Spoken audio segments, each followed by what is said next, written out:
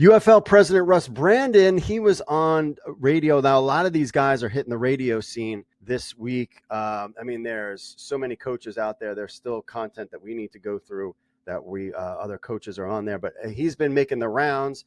He talked about, he was on ESPN Radio, and he was talking about the emphasis on the fan turnout and how great St. Louis Battlehawks is. He said the schedule release announced the anticipated release of the UFL schedule by mid-month, with games will be broadcast on major networks like Fox, ESPN, and ABC, and of course FS1.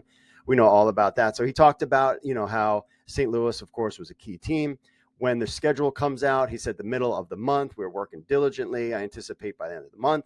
We have obviously a great partner and blah, blah, blah, blah, blah. So that's about that. He also mentioned expansion, and people love to talk about that. We're going to continue to look at, and all the decisions were difficult, no question, from that standpoint, but we're looking at long-term, we're looking at expansion and opportunities, and I'm certain that will be part of the equation moving forward. They had to pick the teams that had the venues lined up right now. That's why, and agreements in place. I had heard that there were agreements in place for some of the UFL teams, the USFL teams, that they might have had home locations. I think this is kind of just a trial balloon. I don't think this is the end of the road yet, unfortunately. I think that they're going to kind of see how this works out. And if things look good, I think then they're all in and they'll continue.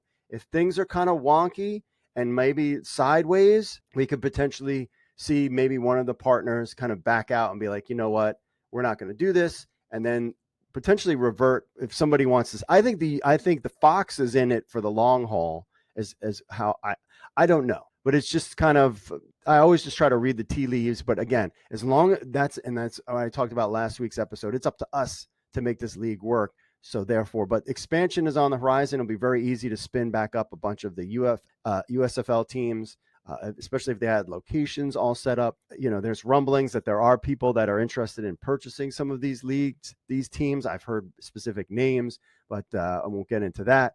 But so there's that out there as well. So we'll just kind of have to see how it plays out. But really, this is this is it. If they don't do well this season, then are they going to stick in the long haul? I'm really curious. Well, I'll get into that later in the show. But anyways, so Dean Blandino is back, and so is Mike Pereira. They'll be working together. He emphasized that they would be back. And I know there's some rule changes. I'm hearing that potentially tweaks to the kickoff, playoff rules potentially being changed, where the top two teams get the home games, and then the top two teams with the best record, whether they're in the UFL or XFL, they will get they would be in the playoffs. So that's kind of what I'm hearing there. So that's basically what Russ Brandon had to say. A lot of people hitting the radio circuit, and it's great. We can finally, instead of waiting and nothing, we can actually talk about the league and where things are going.